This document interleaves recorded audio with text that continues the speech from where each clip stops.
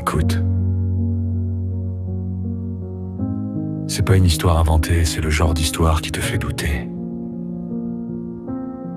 Du bien, du mal et de ce monde de fous.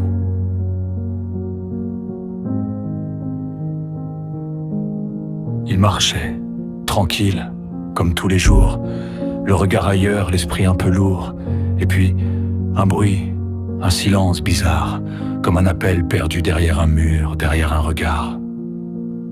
Il tourne la tête, il voit une petite fille, là, dans l'eau qui ne bouge pas.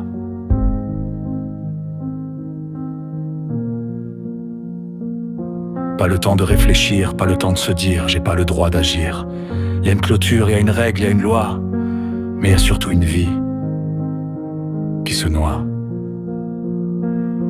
Alors il grimpe, il glisse, il tombe presque, mais il s'en fiche. Parce qu'à cet instant précis, il n'y a plus de propriété privée, il n'y a plus de panneaux interdits. Il y a juste une enfant à sauver. Il la sort de l'eau, son corps est froid, ses yeux sont clos, et là, il doute pas. Ses mains sur son cœur, il appuie encore, comme si sa propre vie dépendait de cet effort. Bouche à bouche, il donne son souffle, comme s'il lui prêtait un bout de lui-même, comme s'il refusait que son histoire s'arrête là. Quand même. Et puis, un battement, un souffle, un mouvement, elle revient. Il a sauvé une vie, mais dis-moi à quel prix? Héros dans l'instant, coupable maintenant. Il a brisé une loi pour qu'elle respire encore une fois.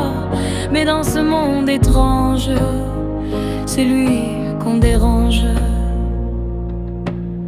Les sirènes arrivent, on lui dit c'est fini, elle est en vie. Il respire enfin, il se dit qu'il a fait ce qui est bien. Mais l'histoire s'arrête pas là, parce que parfois, la réalité dépasse l'effroi. Quelques jours passent, et là, il comprend que sauver quelqu'un, ça peut coûter cher maintenant. Intrusion dans propriété privée, comme si la barrière valait plus qu'une vie à sauver. Et pire encore, on l'accuse d'avoir trop appuyé, d'avoir brisé des côtes en essayant de la ramener. 100 000 $ pour avoir refusé la mort, 100 000 $ pour avoir été plus humain que le décor. Il a sauvé une vie, mais dis-moi à quel prix? Héros dans l'instant, coupable maintenant. Il a donné son souffle, il a combattu le gouffre, mais aujourd'hui on l'accuse d'avoir trop aimé la vie sans excuse. Alors toi, oui toi qui m'écoutes, si demain t'entends un cri, si demain quelqu'un supplie sans bruit, tu feras quoi? Tu regarderas la loi ou tu regarderas la vie? Parce qu'au fond, la vraie question elle est là. Dans quel monde on vit si sauver quelqu'un devient un délit?